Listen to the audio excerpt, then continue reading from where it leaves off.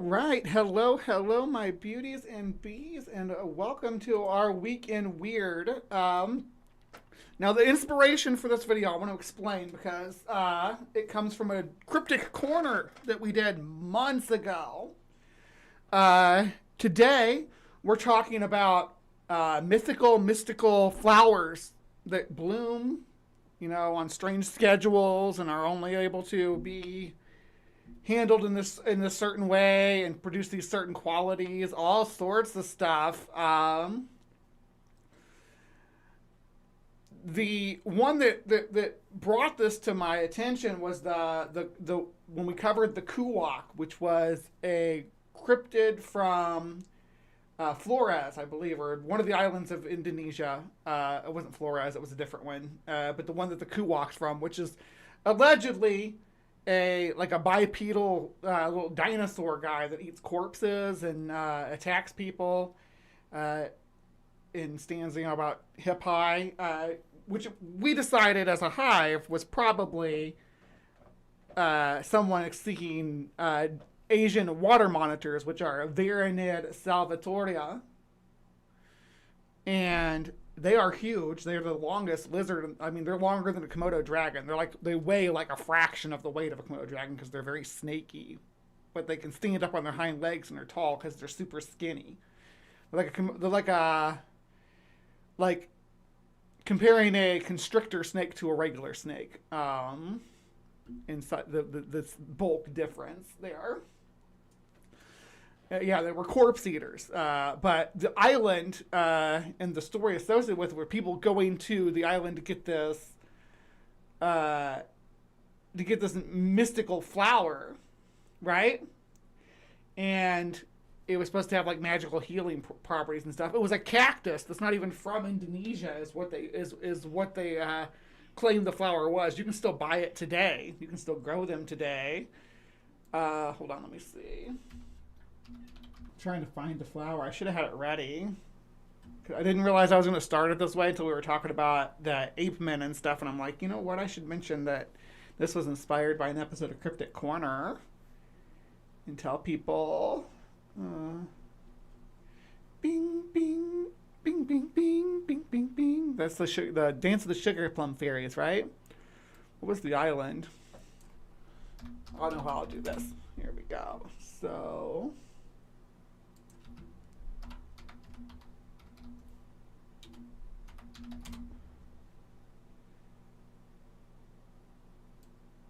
So the island's called Nusa Kambangan. And there's a flower from there. The legendary Wijaya Kusuma. Now we're going to look at this before we do anything else, because it's a real flower.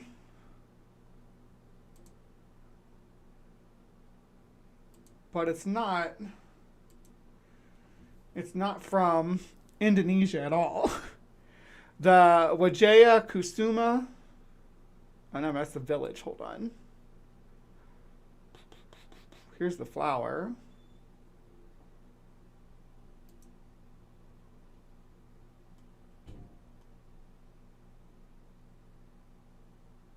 Myth and how you care for them, but it's a real flower. The Wijaya Kusuma flower, with its beauty and uniqueness, has long been a topic of conversation in the world of horticulture. Not only physically beautiful, but this flower is also covered in various myths and legends that enrich the meaning behind its beauty. If you are interested in bringing charm of the, I hope I'm saying this right, Wijaya Kusuma flower to your garden, it is important to understand how to care for it properly. Okay, so in Indonesian culture, the Wijaya Kusuma flower has deep meaning.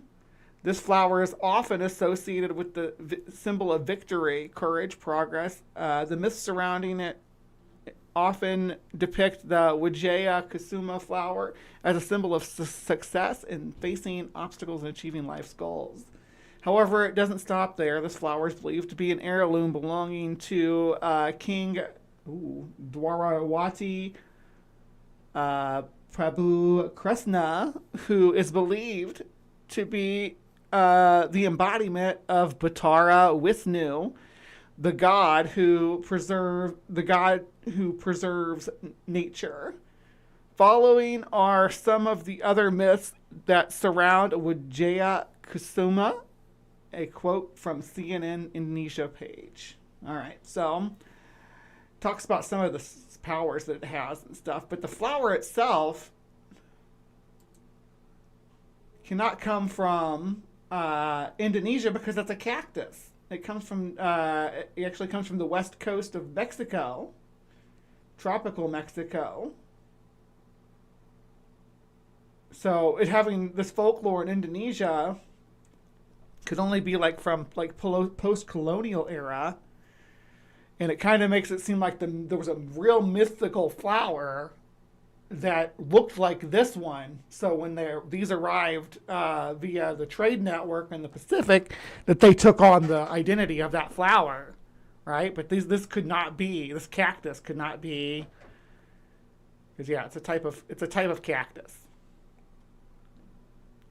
And cactuses are indigenous to the New World. There's a few species of cactuses that are from, I believe, West Africa, but they are actually believed to have crossed the Atlantic to get there, either via birds carrying their seeds or by floating across the sea. But regardless, this isn't to say that this wasn't like a real mythical flower that existed and went extinct or something, because that's what we're going to look at. A lot of this stuff we're going to look at right now on this section of the show. So let's get started.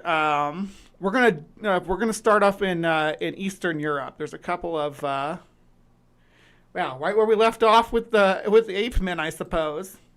The fern flower, a magical blossom that endows you with extraordinary magical abilities. According to legend, whoever obtains this flower can see places where treasure is hidden, understand the language of animals, make others fall in love with them, and know everything happening in the world. However, acquiring the fern flower is exceptionally... Yes, this is like dubbed over, and the thing that is dubbed over is not completely muted. So, we get to hear both of them talking, but at least the dub is louder.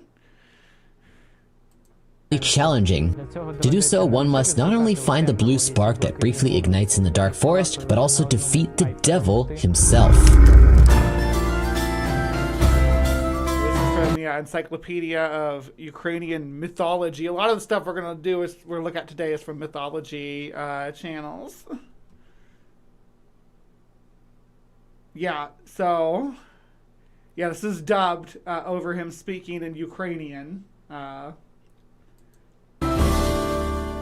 The fern flower is closely tied to another figure in Ukrainian mythology, Kupalo. Kupalo was a total femboy. Who saw that coming? Do you want to be the Ukrainian femboy flower god? Love it. To bloom with a resounding crack and emit a marvelous radiance precisely at midnight on the night of Kupala's holiday. However, plucking the fern flower constitutes just a portion of the challenge. To do so, one must locate a fern in the evening, encircle themselves and the fern with a consecrated knife 12 times, prepare an Easter towel, sprinkle the fern with holy water, and then... An Easter towel. When they says prepare an Easter towel, I'm sorry that my brain goes to like a towel with like the towels that you get out at Easter time with maybe bunnies or painted eggs on them. Would that work? Or is it an Easter towel something else? It's probably something else in Eastern Orthodox mysticism, right? That would be my speculation. And wait. Before midnight, evil spirits commence their assault, conjuring terrifying apparitions. They hurl branches and stones, howl, leap, groan, and weep. Or conversely, endeavor to induce slumber. Exactly at the stroke of midnight, the fern comes into full bloom. At this precise moment, it must be And the reason why why the fern flower is such a thing is because ferns don't flower. That's one of the defining characteristics of a fern, actually. They reproduce by sporing, which is a bit different. And it's not. I mean, ferns are they branched off from like the flowering plants really early on. But so a fern flower is kind of like mythical by in and of itself. It'd be more likely to me to be a angiosperm that has branching palmated leaves that are reminiscent of fern. In the towel securely stowed in one's pocket, and a swift exit from the forest must be made. Trees will burn and fall around. All sorts of devils will fly and scream, but it's all just an illusion created by the devil. Regardless of the frightful spectacle, it is imperative never to glance back. For anyone who succumbs to temptation and looks back may either lose their sanity or meet their demise. Sometimes, under the influence of the illusion, people simply don't have time to see the flower. One legend tells of a man who found the fern near his porch. He settled down to await its blossoming, but prior to midnight he felt an inexplicable compulsion and rose, wandering aimlessly for days before returning home. When intimidation or lulling prove futile, the devil resorts to cunning strategies to seize So the it makes you just like wander off in a fugue state for a couple of days. Nice. fern flower. For instance, he might fabricate the illusion of mourning, luring a person into a false sense of security. In most instances, however, the fern flower ends up in the devil's possession. Whoever successfully retains the fern flower for themselves is assuredly destined for happiness and prosperity. Be sure to enable notifications to stay updated with our latest content. Yeah, you know, enable notifications here too. You can hit the thumbs up, right? If you're not subscribed, you hit that subscribe button and then you hit the bell to make sure that it tells you when I go live. But if you want to be part of the show, right? Like, you can be in the live chat right now. And participate in the polls and everything if you subscribe and you show up on Saturday morning at 10:30 Eastern, 9:30 Central, 8:30 Mountain, 7:30 Pacific on Saturday mornings, just like Saturday morning cartoons. You can come hang out with the Hive, and we will be discussing. We'll have a cryptic corner for you. Then we'll do our weekend weird, which is what we're working on right now. And if you really want to participate, you come out to the polls. And you've every week on my community page, there are polls that are put up that you can come vote on and say, "Hey, I want to participate," and say, "I want to see this topic covered. I want to see that topic covered," right? And you can control how we view the show. All right. And help us by... Yeah, we're going to go on to the next one. The Now, I warn you all, this one's Raskovnik is a magical herb in Slavic and Romanian. This has the worst, this has old-timey AI voice because it's from like 9 years ago. But it's the only video I could find on this one, and I really wanted to cover it. Raskovnik. Mythology. According to lore, the Raskovnik has the magical property to unlock or uncover anything that is locked or closed. However, legends claim it is notoriously difficult to recognize And this is very much like the four-leaf clover, right? With this powers to give you luck and stuff. Well, I want to cover the four-leaf clover on its own, maybe like closer to St. Patrick's Day. I think that would probably be the better thing to cover. I might just do like a whole episode on good luck charms or something.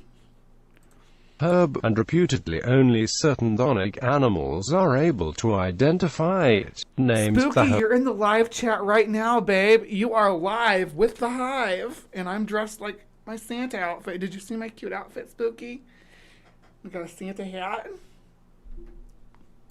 Herb is known by a multitude of names among the South Slavs, and the names vary significantly by region, while Raskovnik and Raskovnik... It's funny when the AI just tries to sound posh, too. are the customary names in Bulgarian and Serbian respectively, and the root is also preserved in the Leskovac dialect as Rasko. In some parts of Macedonia it is known as Trava.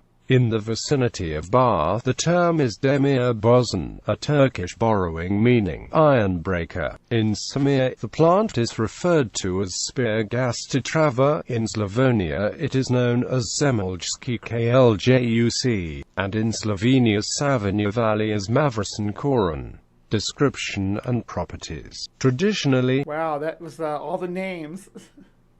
Yeah. Must speed it him is up, considered that few people, if any, could actually recognize the herb. However, in Bulgarian sources the raskovnik is sometimes described as a grass resembling a four-leaf clover. It grows in meadows and may be picked either while green and blooming or in hay when it is already dry. While it is not necessarily rare, nor does it thrive only in remote locations, it is nevertheless impossible to recognize by the uninitiated. In the words of Serbian linguist and folklorist Vuk Stefanovic Karadzic, it is some like, that's one of the properties of this one is like you cannot see it. You have to like know what it is. Someone has to have shown it to you before. I met a fae.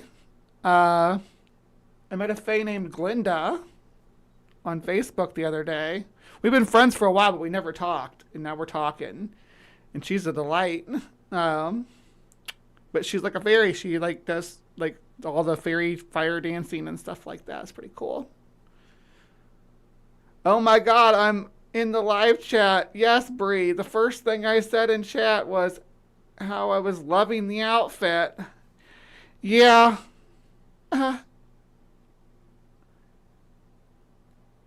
So, if someone wants to go pick some Raskovnik for me, and send it to me in the mail so I have good luck.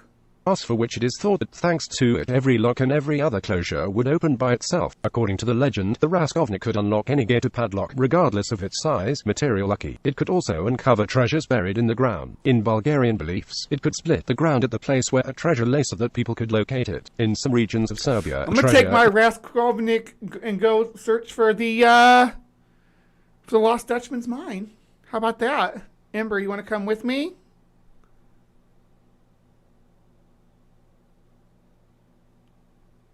Or just for you? Yeah. Or this just for Miss Sandy. I said Miss Sandy needs a Santa Brie.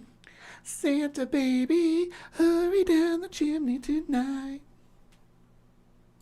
Itself was a black man in chains who requested that a raskovnik be brought to him. The raskovnik would break the chains and the man would disappear into the ground to be replaced by a cauldron filled with gold coins. Other supernatural properties attributed to the herb by Bulgarians include the alchemic ability to transmute iron into gold, the more general ability to make the one who picked it forever happy or wealthy. In some interpretations, the raskovnik is a wonderful plant that makes through whatever its owner desires. Obtainment. The raskovnik is believed to have been sought after by treasure hunters, sorcerers and herbalists who desired its magic powers for personal benefit. In Serbia, it was believed that there exist certain treasures, such as the treasure of Tsar Radovan, which could not be unlocked in any other way but employing a raskovnik, as according to Bulgarian mythology and some other Hold on, what was the name of the treasure?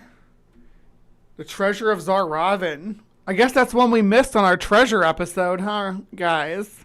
Not be unlocked in any other way but employing a raskovnik, as according to Bulgarian mythology and some other traditions. Tortoises were the only beings who knew the appearance of the herb and Ember. So we need a tortoise. Start putting together a list.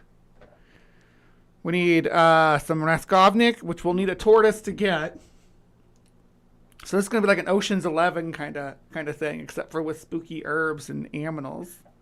You know, I do love a tortoise. I had a tortoise. I don't know if I'd get a tortoise again though. Kind of don't like keeping animals in captivity. Which is kind of ironic considering, you know, the Hive and stuff, but I used to have all the spiders and things. I feel like I kind of grown from there. So if we get our hands on this flower, could we have a world without transphobia? I hope so. That's a goal. That's a real goal.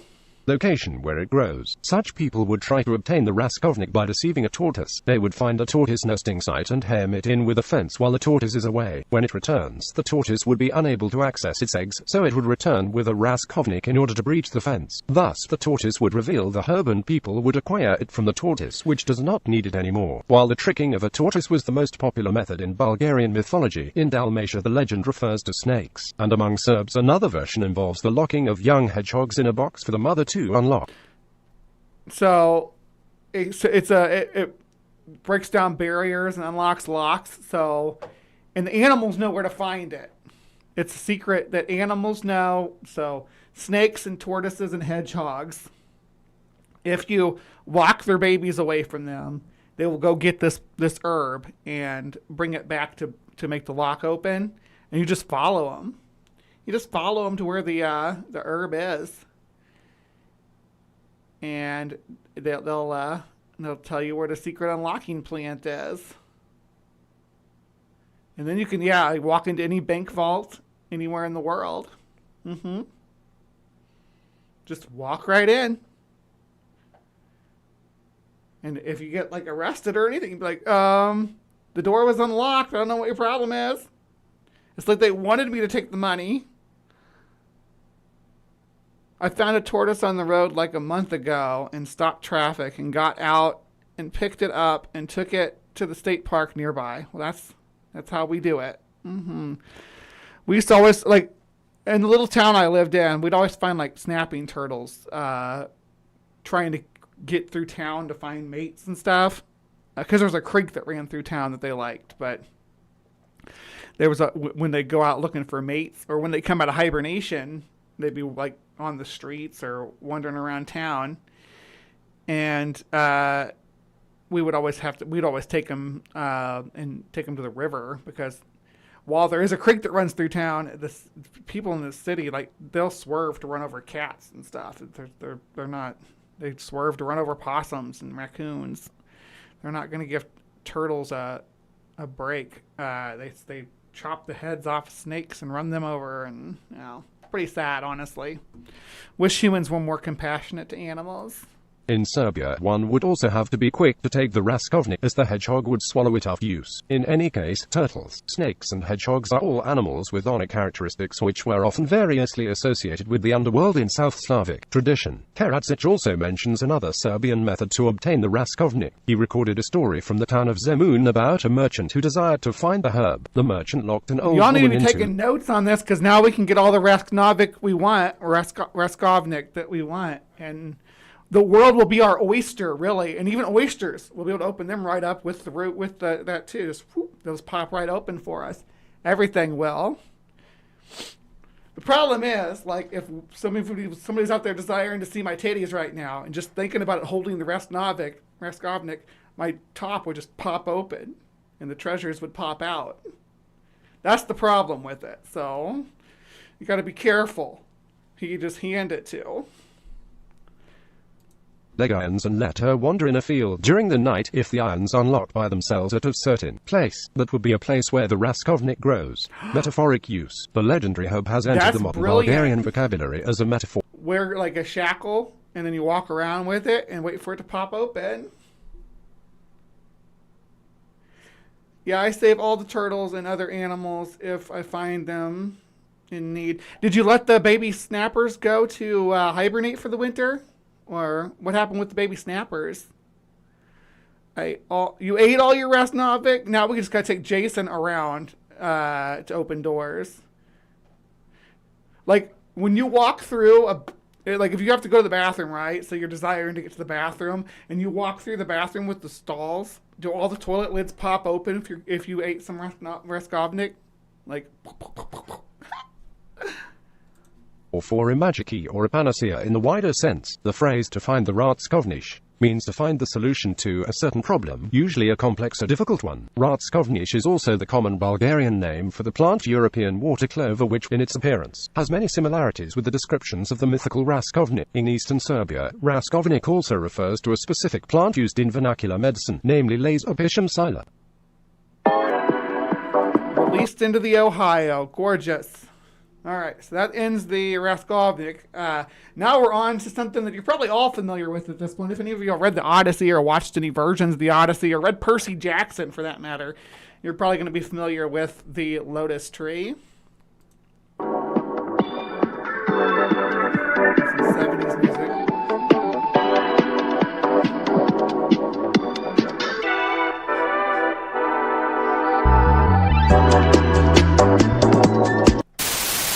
Hello and welcome to another episode of Plant Detective. In this episode we'll cover the origins of the Lotus Eaters, specifically the plant that the Lotus Eaters ate within the Odyssey mythology. I have narrowed down the possibilities to 2 species of plant and a third possibility. We'll start with the first possibility, Ziziphus lotus, also known as the wild jujube. This is a species of fruit tree native to the entirety of the Mediterranean region, with the exception of France and Italy. As such, knowledge of this plant would have been accessible to Homer since he was a scholar of that time period. Much like in the Odyssey, it's described as having a honeyed flavor. The feel for us is describing them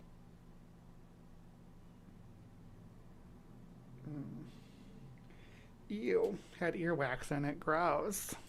as date-like in flavor. It was also mentioned that it was used to make wine, with various types of folklore indicating that this wine was used to induce contentment and forgetfulness. This is possibility number 1 out of 3 concerning the origins of the Lotus Eaters fruit. One flaw in this hypothesis is that these are desert fruit and are not often found on islands. This brings us to the next possibility. The next possibility is that it's Nymphaea lotus. This species is native to Egypt, where it's been used as a hallucinogen. Yeah, but that's a water plant, right? The lotus from the Lotus Eaters was supposed to be a tree, right?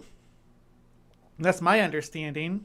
By Egyptian people, since the Greeks would have had access to ancient Egypt, as seen in one of my videos on ancient Greek trade routes, it is likely that Homer would have had some knowledge of this plant. This species, also known as the blue lotus, was depicted on various Egyptian frescoes alongside erotic art within various tombs, indicating that it was used as an aphrodisiac, as well as a hallucinogen. The actual hallucinogenic compound is called apophene, a dopamine receptor agonist, a chemical compound that was used by the FDA treatment for erectile dysfunction. Due to the hallucinogenic properties, I literally do love baby snapping turtles. They're adorable.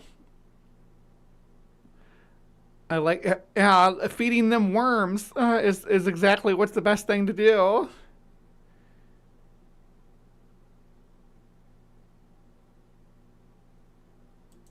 and mild sedative effects of this plant. This acts as another candidate for what the Lotus Eater were eating. Now here's a third, and what I think is the most likely possibility. The Lotus Eater's fruit was a mythical hybrid. Greek mythology is replete with various examples. Yeah, I'm on board with that. A mythical hybrid, not like a physical hybrid. Like a chimera.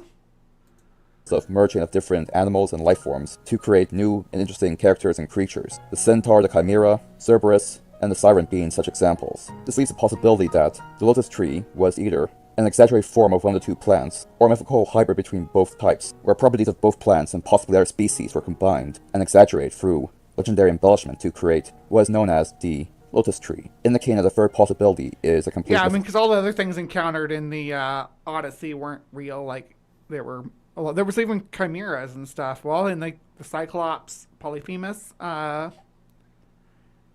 there's Scylla, the Hydra. I think they encountered the Hydra, didn't they?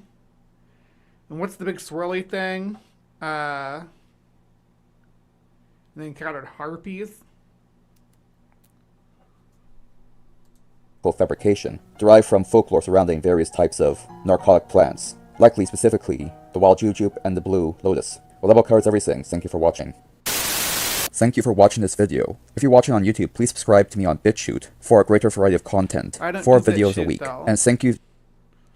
Have you ever become overly attached to something, only to have it disappear from your life forever? Ooh, this one's so cool. Silphium. Are you all familiar with Silphium?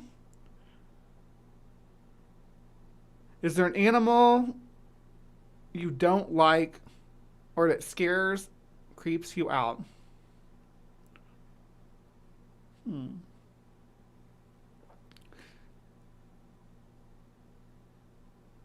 There's animals I wouldn't handle, but some of my favorite animals are animals I wouldn't handle. Like one of my favorite animals is Scolopendra, the giant centipedes. Like, I love them. They're like literally like one of my favorite animals in the whole animal kingdom. But I would never handle one, free handle it at all, because they're dangerous. And me getting hurt by one gives them a bad reputation. But yeah, like sure, like parasites and stuff. I don't like parasites on me. I understand their ecological role, right? But I don't like them. I don't like ticks. I don't like worms, like intestinal worms and stuff like that. I wouldn't say I like any of them. But yeah, as far but that's also from my perspective too. I mean, we're pretty as a species, humans are pretty parasitic, all things considered. Yeah, leeches are another parasite. Yeah. I don't know why we're looking at a grocery haul here, but let's go. In a society where we are hit with a constant parade of consumer products, it is likely that at some point, you've had something you really like go the way of the dodo. Perhaps it was your favorite snack food, or a game you used to enjoy as a kid. Oh, For me, it was the Airwick Cone Scent Crisp Breeze. I loved Crystal Pepsi. You ain't wrong. Crystal Pepsi was my jam, and then they stopped making it. Now you can order A smell from my childhood that was rudely taken. Now you can order it for like mole crickets are freaky, yeah. Now you can order Crystal Pepsi for like $40 a case.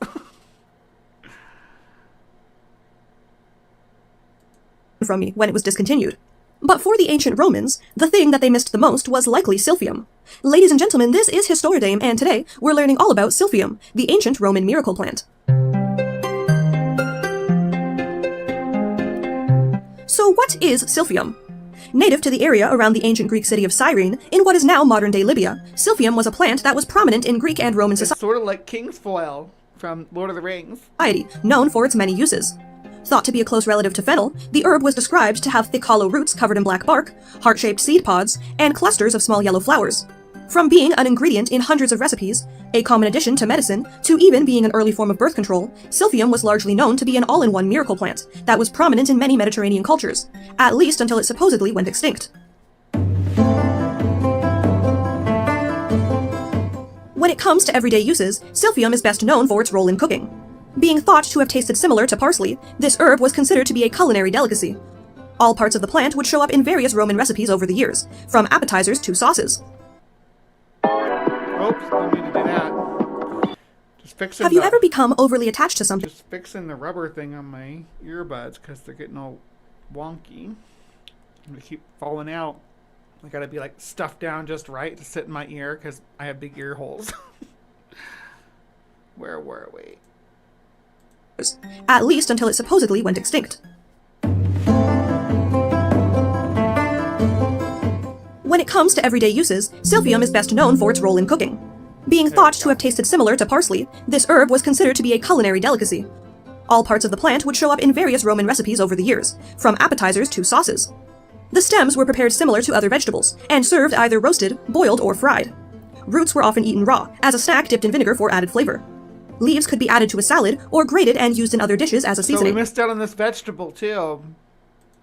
Such as in one recipe for Athenian cabbage, which calls for cabbage to be sliced, mixed with coriander and rue, then sprinkled with a glaze of honey, vinegar, and silphium. It was also used as a preservative for lentils I bet it was delicious. and other legumes, and when fed to sheep, it was said to make their meat delectably tender. The sap of its roots could also be dried into a substance known as lacer, which was a popular ingredient in many Roman sauces, but was also used for medicinal purposes. In his accounts, Pliny the Elder has As an aphrodisiac too, I believe. mentioned silphium numerous times, describing its use as a healing salve and medicine for conditions such as anal growths or animal bites, recommending that the user rub the plant leaves into the infected area. Other accounts mention its use in treating indigestion, sore throats, goiters, tetanus, and coughs. But even more unusual, ancient So this could have fixed my stomach problems too, because I've been in the bathroom for the last couple of days sick.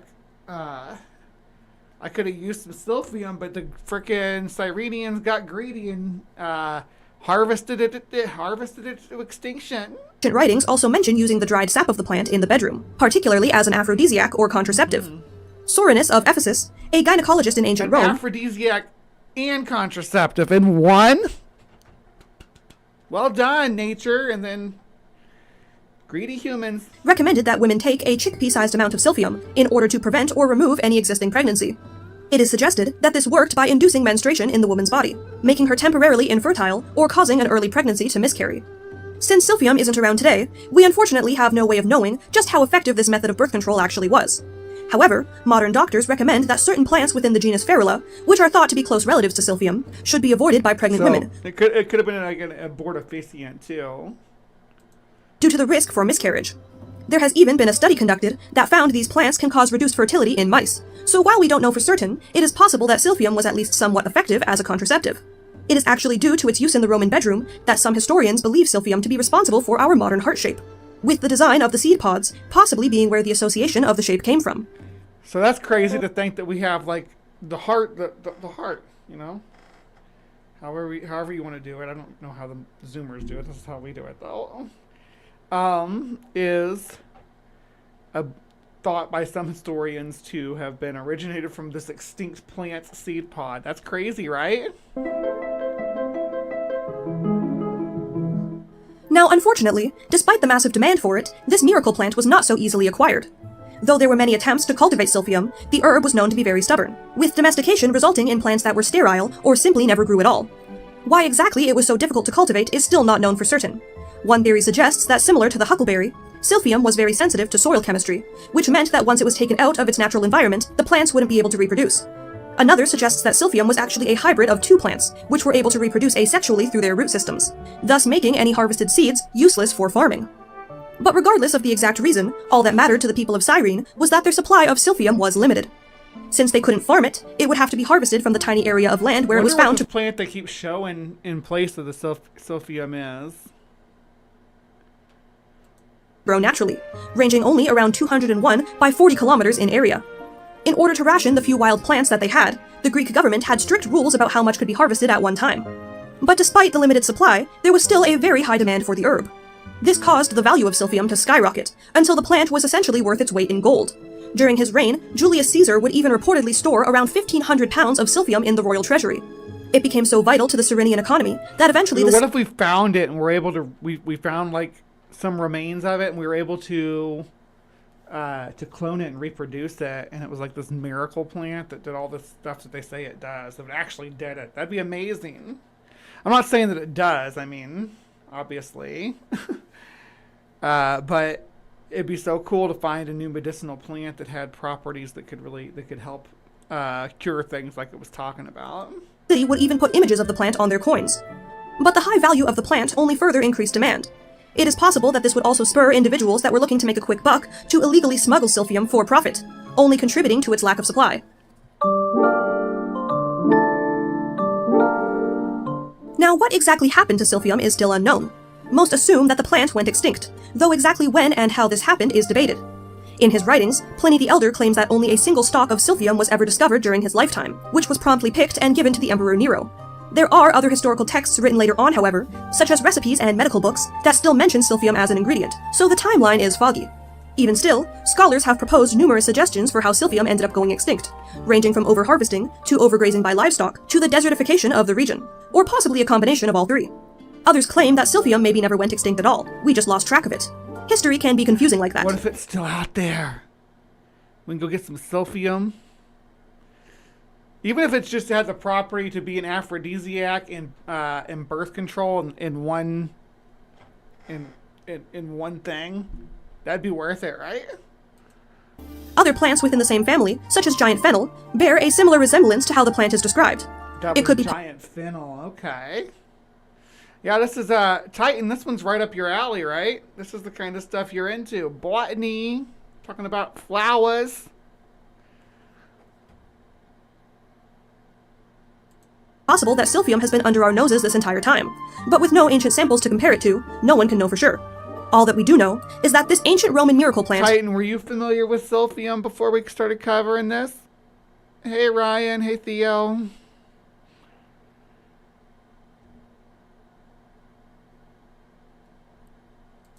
in one way or another, has been lost to time. Hey everyone, thank you for watching! A bit of a fun fact for you all, but this was actually the topic that I wanted to do for my very first video on this channel. It's a good topic. I never did though, because I was worried that people wouldn't find it as interesting as I did. It's super interesting, girl. Yeah, I'm gonna subscribe to this channel real quick while I'm here. Because I really liked her. I liked her enthusiasm.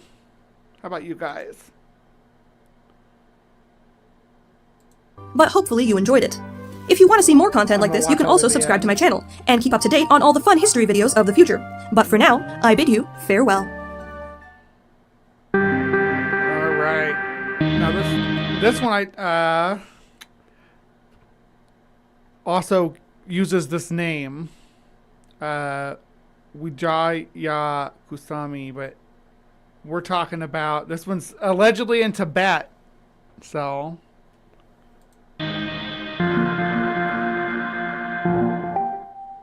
Behind the fragrance of the night flower, there is one flower that is so legendary and full of mystery, the Wijaya Kusuma flower. This flower is not just an ornamental plant, but is believed to hold a very strong mystical aura. It is said that in ancient times the Wijaya Kusuma flower would only bloom once a year, right at night, and even then only briefly. Therefore, the blooming of this flower is considered a sacred moment full of mystery. In Javanese tradition, all these that they're showing here are that same cactus, right? That cactus that's from Mexico, because that's where cactuses come from. The Wijaya Kusuma is believed to be the flower of glory. Anyone who sees this flower bloom is believed to gain great luck, authority, and even a path to the throne of power.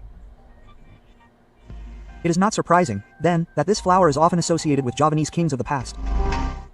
There's also a belief that the Wijaya Kusuma flower brings good luck in traditional medicine. I guess this is about the same one. Hold on. I thought this was a different one. Here we go. I thought that was the snow orchid. Naya was a young and virgin Indian from the Amazon. Her beauty attracted the attention of every boy in the tribe, but she ignored them all. She had decided to devote all her love to the moon. The moon was the goddess Jasi, the night's guardian. She had great admiration for young and pure girls, and sometimes she would choose one of them to turn her into a star, and so she would dance with the goddess in the skies. Naya dreamt of the day when she would finally be chosen by the goddess. Every night, the girl left her place and kept waiting for the moon to appear. When she appeared, Naya spent the night contemplating the goddess. The girl was getting weaker every day. She did nothing but wait to be grabbed by the goddess Jasi. One day, Naya, who was waiting for the moon to emerge, realized that Jasi... You can't just wait around to get picked by the goddess, though. She's just going to pick you on her own accord, on her own time. So... we're talking about sativa, datura, all the fun plants. Appeared much closer than before. The goddess was on the water. Naya had no doubts whatsoever and threw herself into the goddess's arms, but actually, this was not the true goddess, just the reflection of the moon in the water. Naya, who was already weak, ended up drowning in the river. The goddess Jasi was moved by Naya's death. The moon turned the young woman into a beautiful water flower. And during the night, Naya could finally dance with the moon when she was reflected in the waters. And this is the story of how the goddess Jasi created the Victoria Amazonica flower, whose full splendor can only be seen at night. The splendor. This is that's the biggest water lily in the world. It's like that big. It's like huge. But that's the myth of its origin. We've talked about this one before, the pink dolphin legend. Kind of similar stuff. I love like old indigenous South American. The legendary Udambara flower. Udambara is a beautiful and rare flower whose stems look like silk threads, and it seems like a beautiful bell. The small white flowers on its slender stems make it less visible. Udambara flowers are located inside the fruit and are hidden inside the fruit. Legend has it that this flower inside the fruit instead of the fruit inside the flower. That's backwards. I guess that's like a fig, though. A fig is an inverted flower.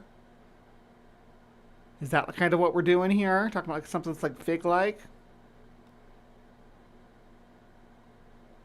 Yeah, AI slop. This isn't AI slop, though. This is actually... well, I don't know if this voice is real or not. It sounds like a real person, but it's hard to tell anymore. flower grows every 3,000 years and is a sign of rare occurrence.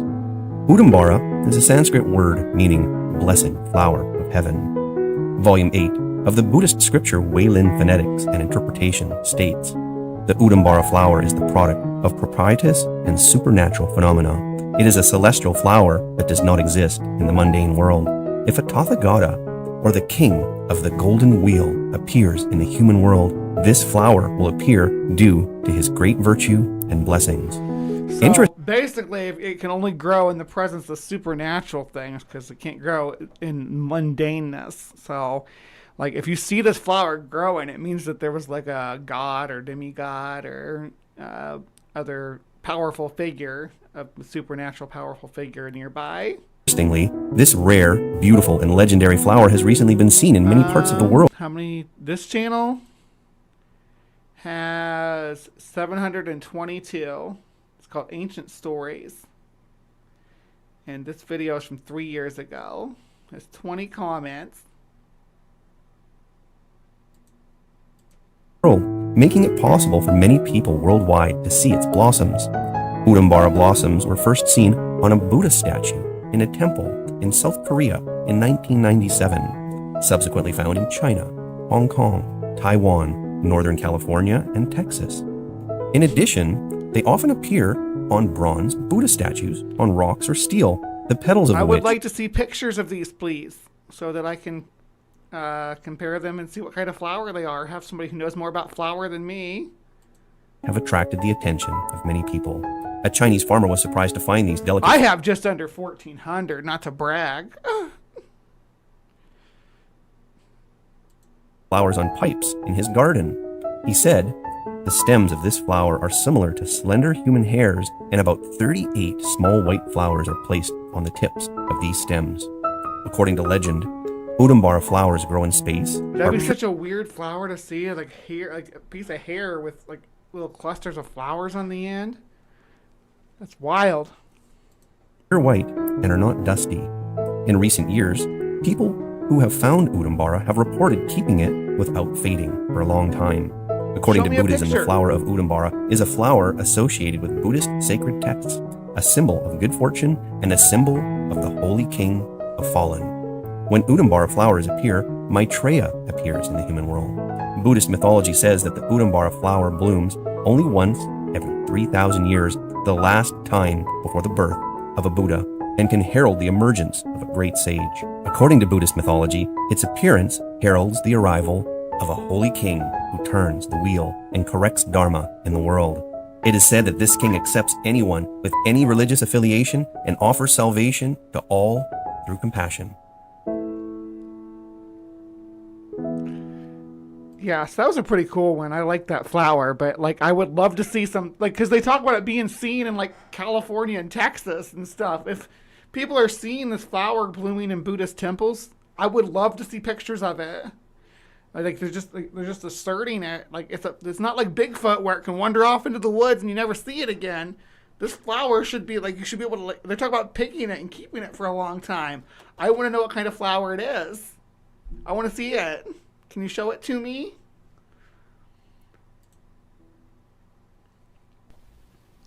Hello everybody, this is Fernando for the latest Cryptids and Monsters video. Another entry here based on some of your long ago suggested entries. This one also came about 2 years or so ago, and it has to do with a cryptid or a variation of a cryptid that I've mentioned in the past. Several of my entries have been talking about these so-called living trees, trees that have some kind of characteristic to them that either... All trees are living, Fernando. Come on now. Adapt to, let's say, the environment around them in a very purposeful manner, in some cases having either faces or having some kind of other, I guess, defensive attack. This one is almost close to it, except for the idea that it doesn't necessarily have like any living attributes to it per se, like an actual face or some other noise or something along those lines. But no, it adapts to the environment by ensuring that it can, I guess, in some ways trap and feed itself from some of the, I guess, people or some of the other animal wildlife that happens to walk. How would you know, Titan? Were you there 3,000 years ago, last time they bloomed?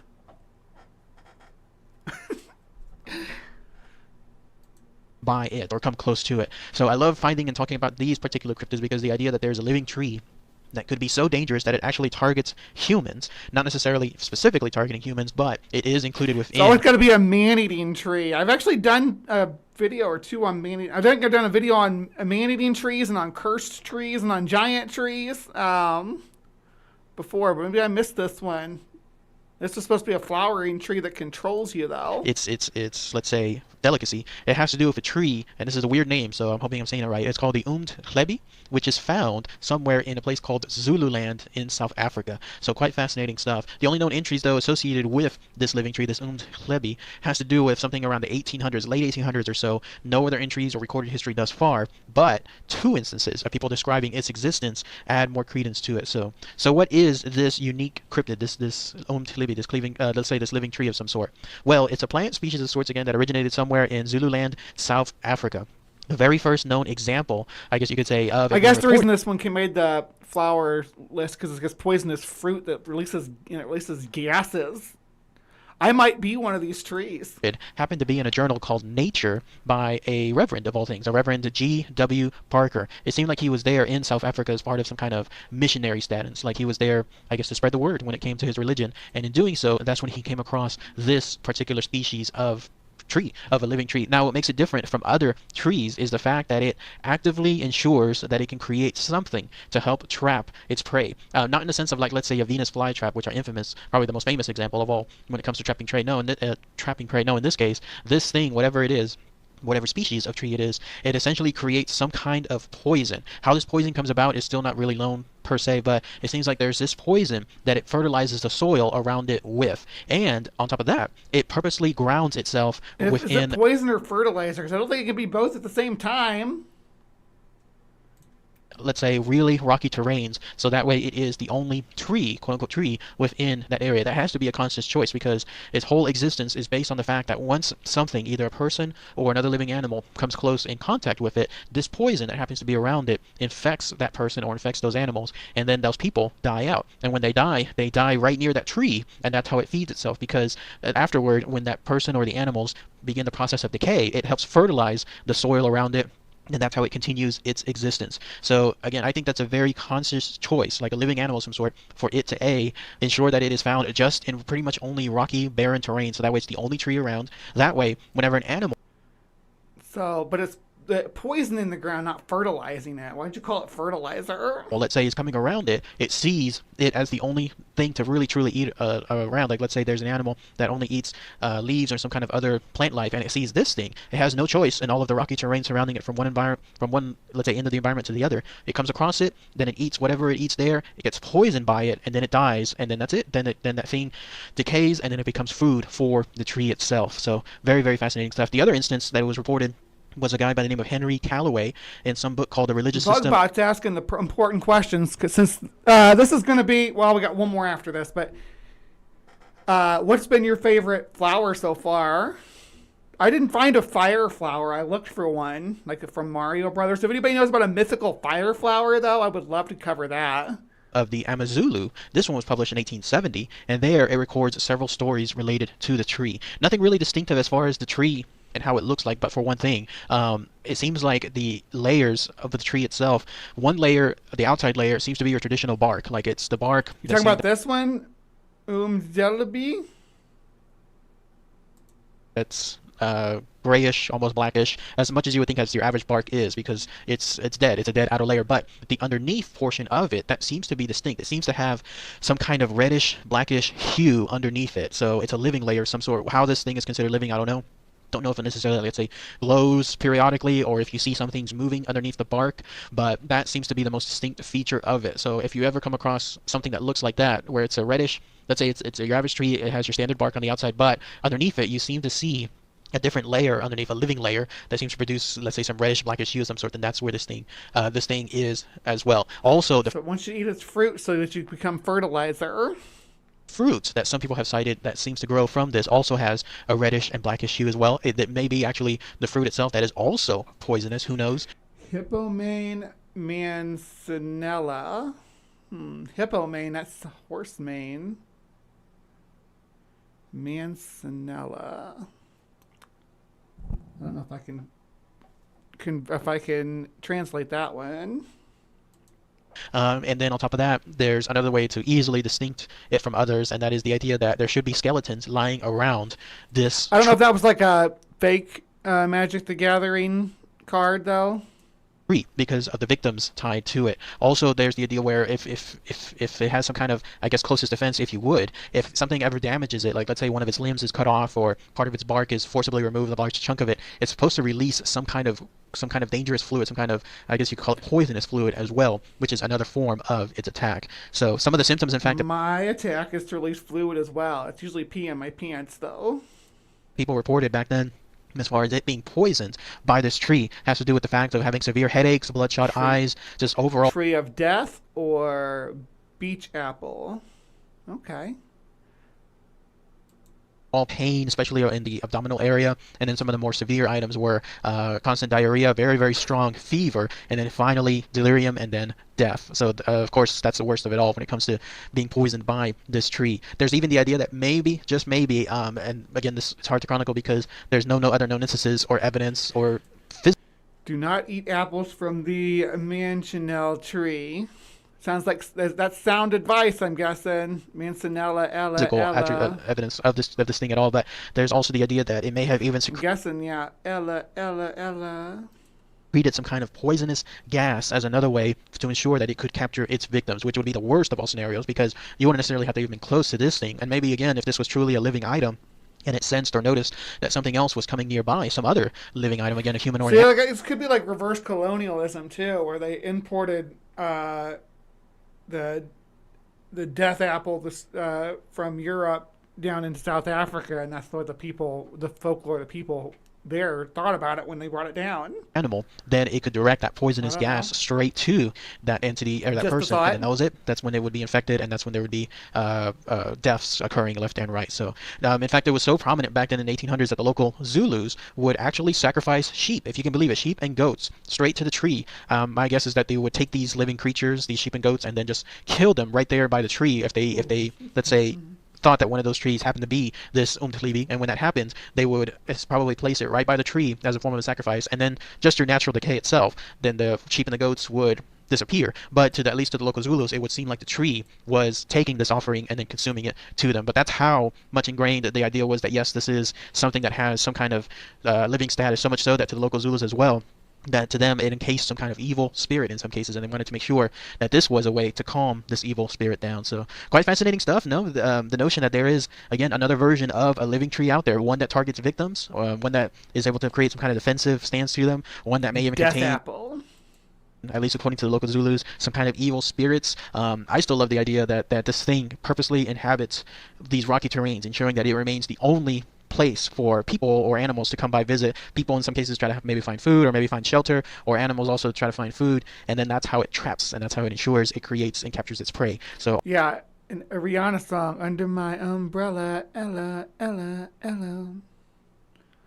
Yeah. all very fascinating information. If anyone has any more info that could be tied to this unique cryptid, that'd be great to hear. Nothing really afterward, unfortunately. Wherever this tree was there in South Africa, in Zululand, if it's still there, then it has remained well hidden because there's no known instance going into 1900s or the 2000s of anybody encountering this creature, or even more specifically, having any kind of, let's say, proof about its existence. But again, the idea that two known, I guess, articles of some sort, one the religious system of the Amazulu and the other one a journal called Nature, chronicled its existence, that makes you wonder that yes, there really truly was a chance that this thing existed. So all fascinating stuff. So all right, everybody, thanks again. My favorite Rihanna song is S&M. That's a fun song. All right, here's the last one, and this isn't even a mythical thing. This is a real plant. It's called the Rose of Jericho. It's a resurrection plant. It can be like pretty much completely look like dead and dried up, and you can restore it. It's really cool. So we're just gonna watch this real quick because I think it's interesting.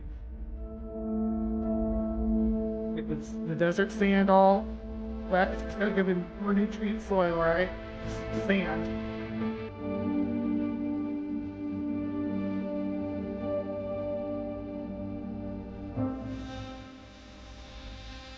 Look at the covers. Look at that.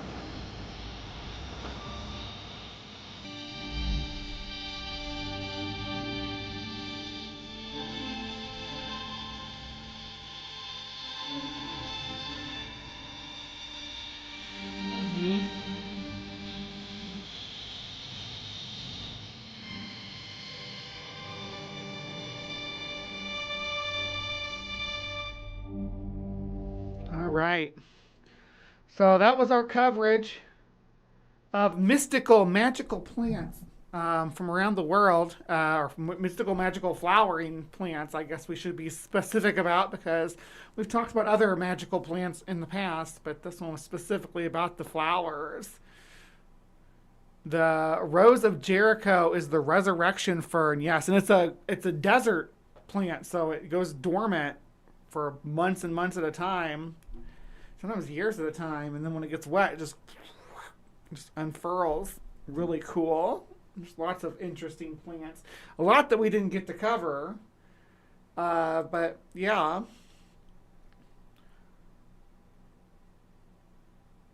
No contemporary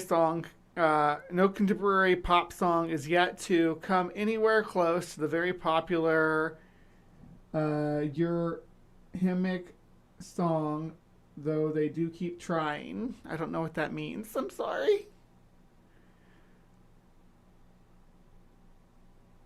Edible and medicinal plants. Yeah, I like ornamental plants too, but again, that's the same thing with like keeping animals in a cage. Like I don't like when people keep a plant in an environment that it's not supposed to be in. Like there's like a golf course behind me, right? And I'm in the middle of a desert, and it's just acres and acres of not artificial grass, of real grass that is maintained artificially by pumping hundreds of gallons of water, thousands of gallons of water every day, and then it's still barely sustained.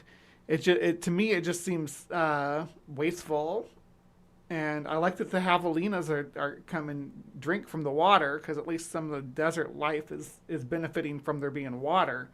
You can hear the javelina out there sometime, and me and Henry actually tracked a javelina through the desert recently, but they come to the golf course, the coyotes do too, to drink at night when the sprinklers come on. So if we open our windows, we can hear them. All right, so like when it comes to mystical plants, though, was there any that I missed that you think I should cover? What I covered here? Do you think it was accurate? Let me know in the comments down below. And please remember to be kind. Take care. We'll see you next time.